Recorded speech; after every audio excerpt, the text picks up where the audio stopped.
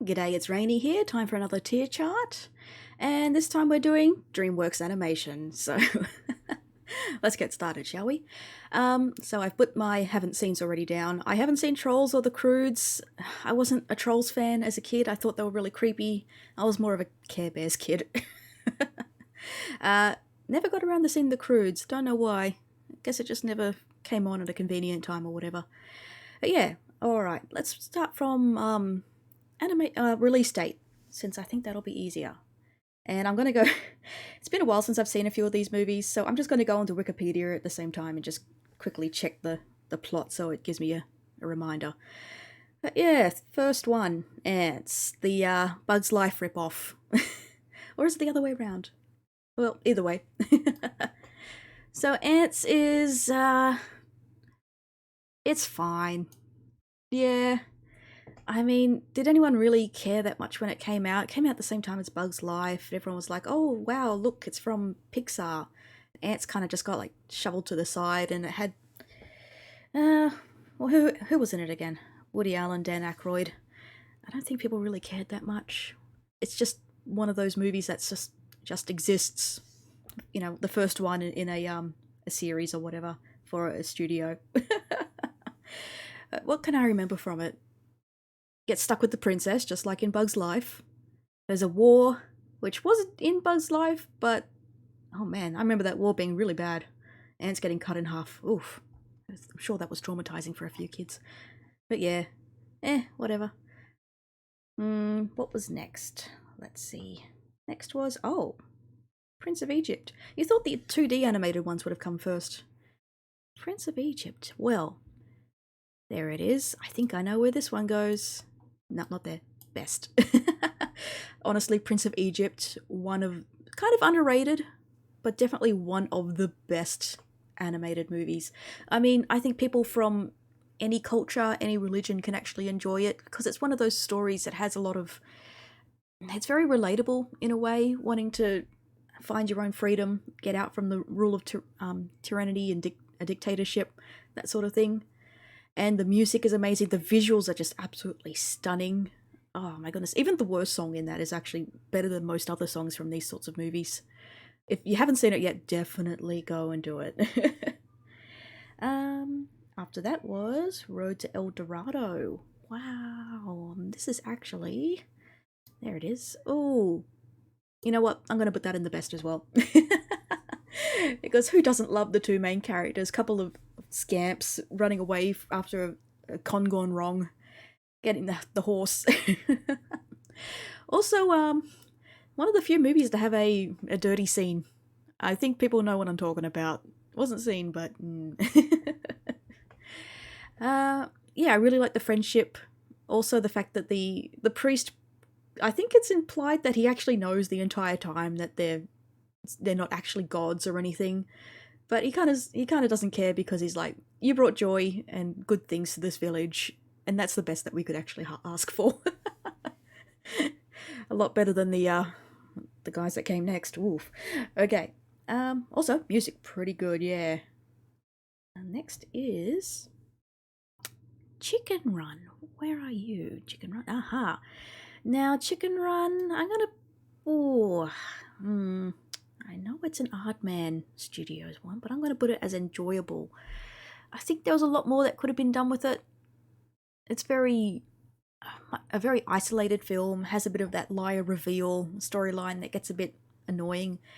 And in the end, I don't actually know what the purpose was for training the chickens how to fly when they were just going to build a flying hut. And, you know, it doesn't really quite make sense to me. It feels like it was just padding out the runtime with trying to set the rooster up to being this big failure. But yeah, good animation as well.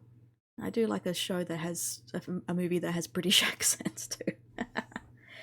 I know what comes after this one, of course. And where are you?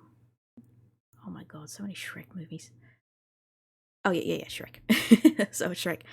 Is that the first one?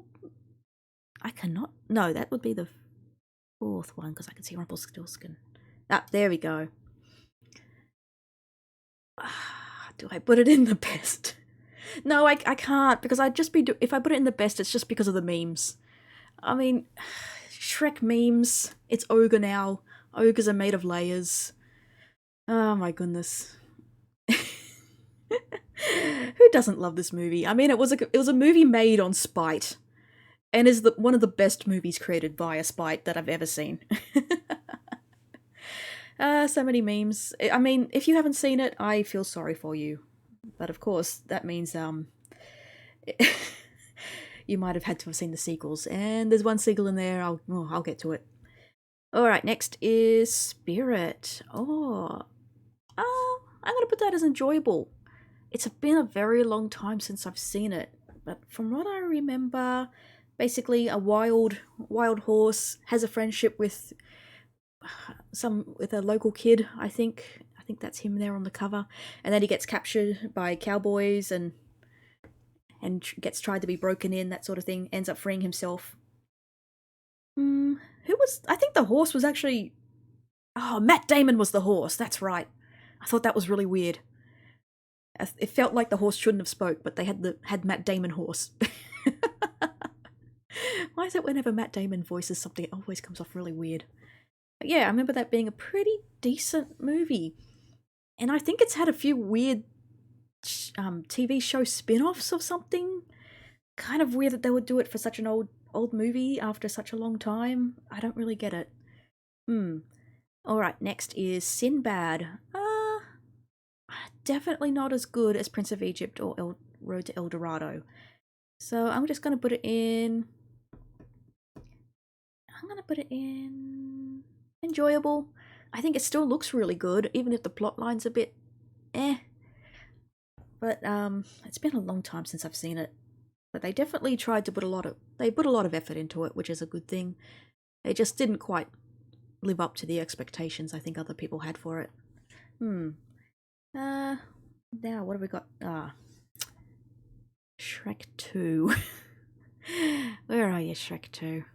You're in here somewhere. There we go.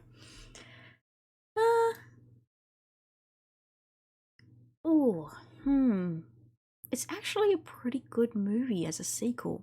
Going to see the parents and everything and trying to live up to the expectations. I'm gonna put in great because the villain is so good. I mean, who doesn't love that song at the very end? I Need a Hero. Definitely one of the best versions of that song. And then you have the jokes are so good. The inclusion of Puss in Boots works out really well. Donkey's great. Fiona's great.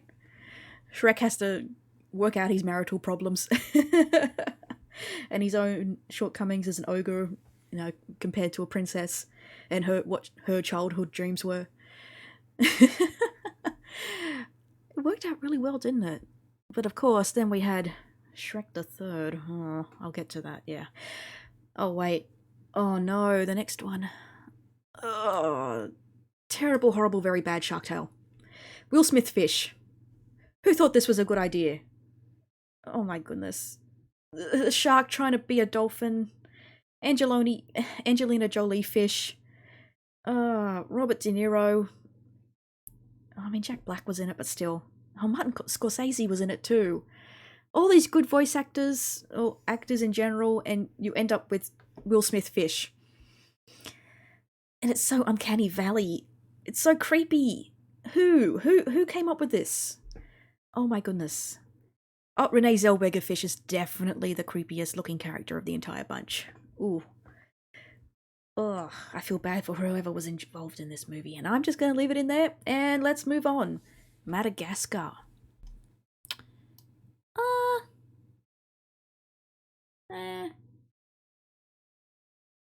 It's fine. Yeah, I'm going to put it as it's fine. I mean, it's a bit of a meme movie, it feels like. I mean, you got the dancing lemurs with the move it thing, which was a weird trend for a little while. I didn't get it. The characters are all quirky, but there's nothing really that stands out about them. I mean, escape from New York, end up in Madagascar. Yeah. Trying to get back home. In the end, I don't really care. What's next? Oh, Wallace and Gromit. All right. I know where this goes. Goes in great. Because it's Wallace and Gromit. And Wallace and Gromit stuff is always so good. That sort of British humour always gets me. And I think they do a really good job there. Just the oblivionous. Oh, man, I cannot speak today. Just how naive Wallace is. And Gromit's always the smart one, but he doesn't speak. They do some good acting with that, even though he doesn't speak at all. I'm just thinking about the rabbits. The rabbits are so cute. It was a good idea. Whoever came up with that was a good idea. Next. Over the Hedge. Where are you, Over the Hedge? There you are. I'm gonna put it as enjoyable because, I mean, once again, it's a meme movie.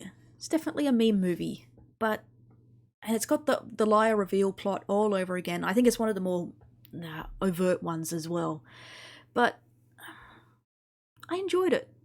I mean, the plot line, sneaking into all these houses, grabbing all their food, dealing with the villain who's got all the lasers and the and just some of the visual gags are actually really well done. Also, was that William Shatner as the skunk? No, the opossum. Good choice. Good choice for overacting. Good choice. Steve Carell is the squirrel. Good choice as well. Yeah. Don't think it was anything too special, but still, gets a chuckle out of me. What's next? Flushed Away. I'm gonna put that as... it's always hard to tell between it's fine and enjoyable. You know what? I think it's enjoyable. You know what? I was thinking about those little slugs, and they're kind of like proto-minions, aren't they? It's kind of weird. They were all over the place, and they just popped up, and they just did the screaming thing all the time. But yeah, I think the plot was pretty good. You got to fish out of water for down the sewers sort of thing. I really liked how they did the world building, because you've got all the sewers, and everything is made out of stuff just flushed away by humans. So you can see what every single thing is made out of. I really like that. And you got the boat. And the villain's okay. I know, what did he want to do again? I think he wanted to wipe away the entire city through flooding it or something like that. But yeah, I don't think it was actually traditionally animated. I think it was a 3D animated thing trying to get the same style. I didn't actually realize that for a long time. So they did a pretty good job. Alright, what's next? Oh, here we go. Terrible, horrible, very bad Shrek the Third. I mean, what was the point of the movie? I can barely even remember the plot. That's how just forgettable it was. I think he tries to go find Arthur to become the king instead of him, because he can't live up to the expectations of being an ogre king, or something like that. And the pregnancy storyline. Yeah. None of it was enjoyable. Definitely none of it. I think there was like one scene which was okay, and that was, I think Shrek was talking to Arthur, and they sort of had a bonding moment to do with like a father-son sort of moment, but didn't save it. Wasn't good. Let's move on. Oh, speaking of more meme movies.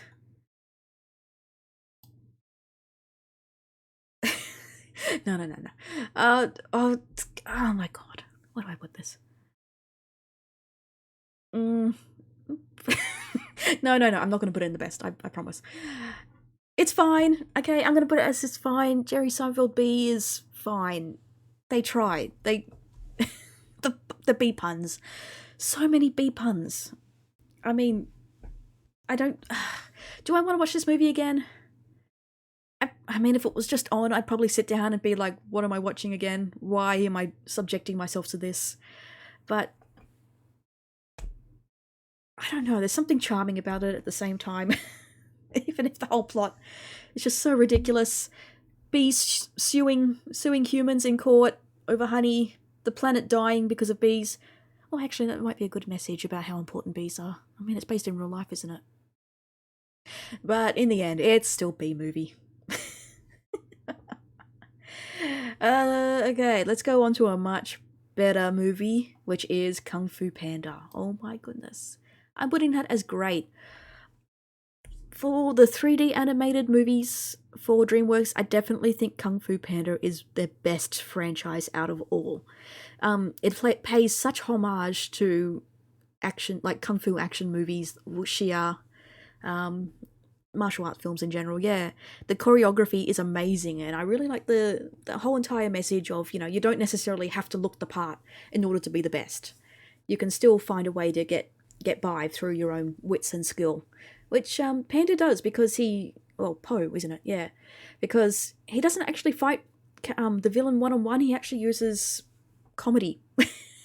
He uses Jackie Chan moves with messing things around and using his environment to his advantage through comedy and overwhelming the bad guy with that. I think they did really well trying to get that message through in the choreography. And how many has there been now? Three? Yeah, I really hope they actually make a couple more. I think that story can keep going. What's next? Oh, Madagascar 2. What was that one about again? I think they go to they go to Africa, they find Alex the Lion's family. Some of them fall in love. I remember butts. Hippo butts. Lots and lots of hippo butts. Oof. No, I don't think it was a good movie. Disappointing. I remember there being like one music track, which was actually pretty good. I think that was when the Alex the Lion had the dance for the tourists or something. Oh yeah, the little old lady. Not funny. Not funny. I'm sure some people laughed, but I just thought it was lame. Yeah. Okay. What's next? Monsters vs. Aliens. I have not seen that in a long time, but I think it was disappointing. I mean, it tried to pay homage to all those 1950 sort of sci-fi alien invasion movies. I mean, you had was it the Cockroach Professor, ripoff of The Fly? You had the creature from the Black Lagoon sort of thing. Attack of the 50-Foot Woman. Yeah, it really fell down in that. I don't think it did very well at all. There's really not that much to say about it, apart from what they were trying to do. Yeah, just disappointing. Glad they never made a sequel to that one. Alright, now to something really good. How to Train Your Dragon. Definitely the best. I mean, you got Kung Fu Panda, but I think that's a really good franchise. But How to Train Your Dragon, the first one, just I think a lot of people can relate to it with that, having that special bond with a pet. Meeting an animal for the first time and gaining their trust, that sort of thing. Eventually becoming partners with them. Kind of like when you first get your dog and you're not sure, is my dog gonna like me or not? But yeah, give them enough treats and they'll like you. But yeah, the bonding is really good. The message is really good. I really like the cinematography. I remember seeing this in theaters with a friend when it first came out, and I think it was in 3D. And when they're flying up into the sky with the king dragon, and I just remember just going, oh, because that was one of the first times I'd ever seen something like that done in a movie, and I thought it was amazing. Yeah. What's next? Shrek Forever After.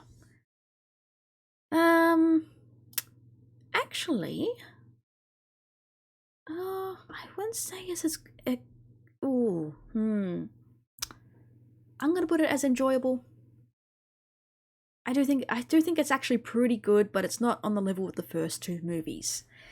But definitely a step up from the third, which was very appreciated. I mean, it kind of takes that theme of Shrek not really feeling like he's part of the world and fitting in, and should he be with Fiona? Does he deserve all the good things that have come his way when he's forever been seen as an ugly ogre in when he was first born and everything? And he actually gets his wish, and he goes back and he gets to see what happens to ogres if he never got together with Fiona. I think I was really sad by the end of the movie and how that was going and how he tried to sacrifice himself. Did I cry? Probably not, because it's still a Shrek movie. But I thought it still hit me in the feels. I'm really glad they did that one and just didn't leave it as just Shrek the Third. Oof. What a disappointing way to end a franchise if it stayed there. What's next? Megamind. Great. Is it? I think it's been starting to get the recognition that it deserves, because you don't often see a villain as the main character, and the villain still gets to be the villain, and yet still saves the world, and gets respected for it. I really like that the actual superhero in the movie is just like, oh, okay, bye everyone, and just takes off, and then Megamind's left going, I can't be me without someone to fight me. So he ends up with this harebrained scheme that blows up in his face, but he ends up making the best of it, and yeah, ends up coming up on top. Characters are great, even the little fish. Oh, little fish, what an adorable little scamp. His little smiling face brings joy to everybody. But there, if you haven't seen that one, definitely go see it. What's next? Ooh, Kung Fu Panda 2. Where are you, buddy? I'm actually really tempted to put it as the best, but no, I'm gonna put it as the best. I mean, just, oh my gosh, the villain. The villain is such a good villain. He actually has that real threat to him, and you feel like the characters might actually fail for a change. What more can I say about it? Because I just want to praise it so much, but I can't put my feelings into words. Oh, there we go. But Poe finding the inner peace at the end, and the scene with the raindrop when he's kasplooshing all the cannons. Oh, such a good scene. And all the other characters giving up, and all the masters being like, we can't fight him, and yet Poe still having that determination. And that action is just, the choreography, all the comedic scenes for that as well, still just as good as in the first one. But yeah, having that villain really puts it over the edge into the best. Yeah, what's next? Oh, Puss in Boots. Have I seen that one? I'm sure I've seen it, but for the life of me, I can't remember it. So, in the end, I think it's actually just disappointing. It's not a Shrek movie without Shrek, and I don't think Puss in Boots could carry his own movie, unfortunately. Yeah, really not that much to say about it. Alright, what's next? Madagascar 3. I know where this goes. It's actually really enjoyable. I mean, it's definitely another one of those meme movies, especially with Marty, the zebra, putting the rainbow afro and the afro circus meme. But you know what? It's actually the storyline really good, and the villain, I don't know, the comedic, just how she moves and the way she pursues things. There's something absolutely hilarious about that to me. Just very stoic, gets the job done. Not really much emotion there, but still being really funny. Also, the side plot with the tiger going through the rings, and we don't actually ever get to see him go through the rings, but it's implied to be one of the most amazing feats ever seen in the world. And just we see the audience reaction. Everyone's like, oh! And also when he lights the tiny ring on fire, cracks me up. I think that's one of the best gags I've seen. Not actually being shown the gag, but the implication of it. But yeah, enjoyable. I'll definitely watch that whenever it's put on, even if I do still think it's a total meme movie. But definitely better than the first and the second ones. Also, whatever happened to his family, Alex the Lion's family? I don't think we ever really got much of an answer. Oh well. Did your family to go back to New York, whatever. Alright, what have we got next? Rise of the Guardians. You know what? Actually enjoyable. I didn't think it was great, but they tried. I think there's a little bit of an uncanny valley sort of feeling to it, but it's easy to overlook that. It's not as bad as Shark Tale. Ugh. But yeah, I don't know what it is. I kind of like these movies that have the embodiments of different holiday characters. Santa Claus is a pretty cool guy. Jack Frost trying to discover where he comes from. I think the world building behind that was kind of interesting. Kind of the implication that he came about as a result of dying in a pond? Was that it? It's been a while. Sandman was a pretty cute character. I don't remember much about... Oh my god, hang on, the rabbit. I'm having flashbacks to the rabbit. Was that Hugh Jackman? Was the rabbit Australian? Oh my god, was the rabbit Australian? Oh my god, I'm having flashbacks here. I don't want to remember it. I don't want to remember it. That's why I'm going to skip this now. Okay, Croods came after that, and I haven't seen it. But people have been saying that the latest Croods sequel was really good, so maybe I'll go back and watch them at some point. Next one. Turbo. I know this was cashing in on Cars. I'm sure it was. I'm sure it was cashing in on the Cars franchise. But what? A snail? And he's racing alongside all the giant cars. And the villain is actually someone he really admires. So it's another one of those twist reveal villain sort of situations. Like, oh, I'm such a good guy. Oh, but you're here now, so I'm the villain. It's basically Sonic the Snail. No. Terrible. Okay. Mr. Peabody and Sherman. I have seen this, but I can't remember much about it. We didn't really get much exposure to Peabody and Sherman here in Australia. The only time I can remember any reference to him is one of those Simpson episodes, and that's about it. Yeah, so I didn't really have much of an attachment to it before seeing it, but I'm pretty sure it was just fine. It actually did pretty well for what it was, based on, and adapting it into a movie. I think the animation was pretty okay too. But yeah, that's about it. Let me just have a sip of tea here. It's been sitting here for a while. Earl Grey. Okay. Turbo, Mr. Peabody. How to Train Your Dragon 2. You know what? Everyone was waiting for this one for such a long time, it feels like. But I know I definitely cried, but I don't think it was anywhere near as good as the second one. I think there's quite a few shortcomings to it. The side characters, you know what, they were fine. The side characters were fine as kids, so apart from Astrid and Hiccup, the other characters, I mean, they were kind of okay as annoying kids, but being the same sort of characters as they get older, doesn't really work.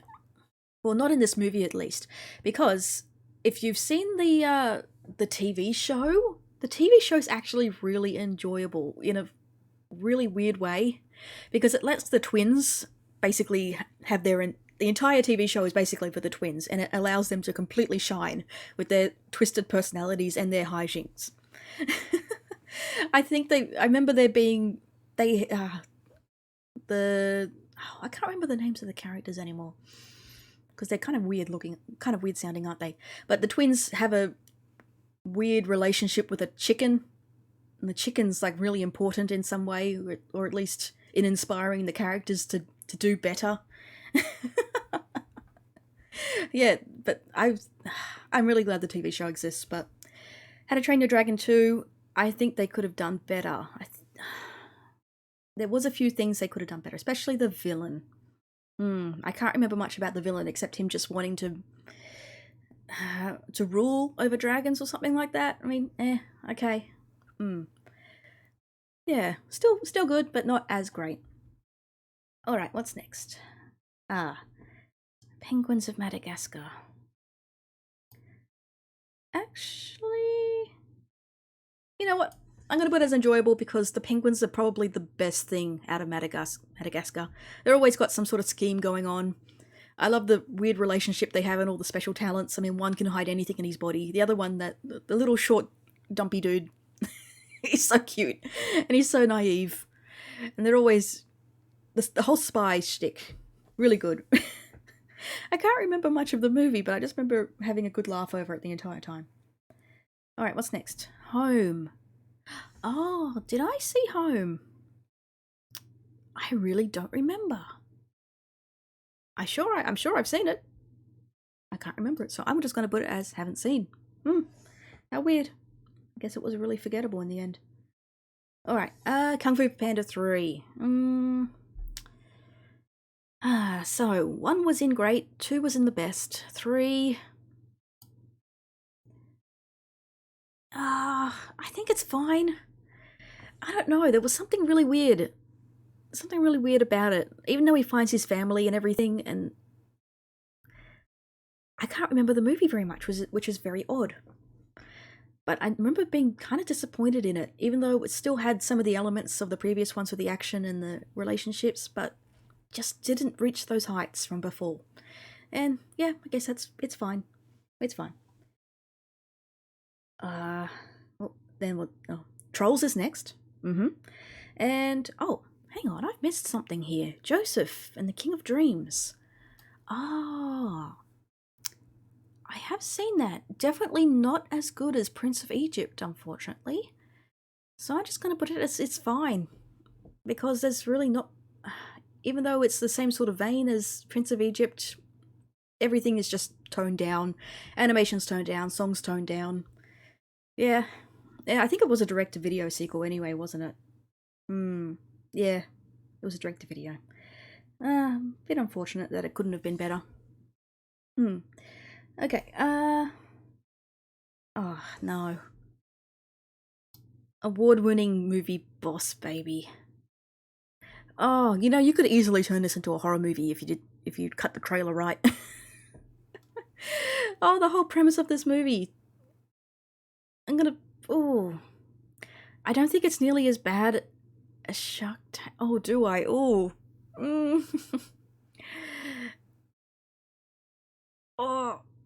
I'm gonna put it as disappointing because in the end, interesting premise.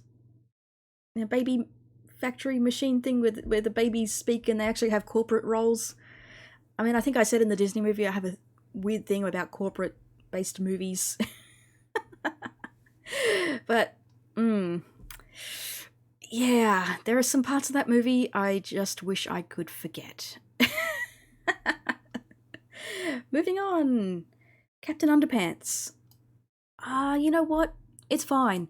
Because the whole premise of the movie is basically the kids trying to hide the fact that it's the principal.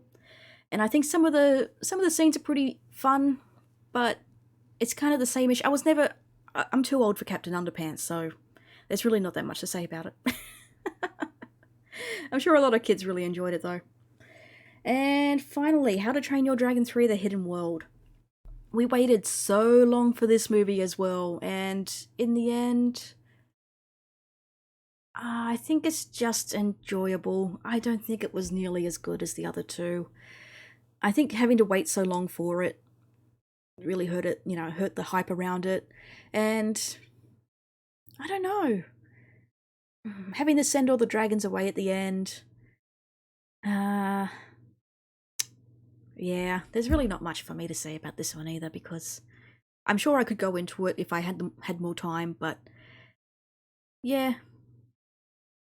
Hiccup breaking up and everything, or everyone losing their dragons basically, so they go hide, just for the sake of not being caught by the villain. I mean, it was kind of a logical conclusion, I think. I don't know much about the books. I think the books implied that they used to be dragons, so I guess it was gonna always happen. But yeah, that's about it. So yeah, best movies I recommend: Prince of Egypt, Dorado, How to Train Your Dragon 1, and Kung Fu Panda 2, which means you need to see Kung Fu Panda 1 as well. And yeah, if you haven't seen Shrek 1 and 2, go see it. Don't see Shrek 3, just skip it. I know he's got the babies thing, so you'll be a bit confused when you get to the next movie, but whatever. Alright, so there's my list. And I don't know what I'll be doing next. I have been asked to do Sony movies, but Sony doesn't actually have that many movies. And I know the person who asked me to do the Sony movies only wants me to do them for one reason, and Do I want to give them that pleasure? I know you're listening.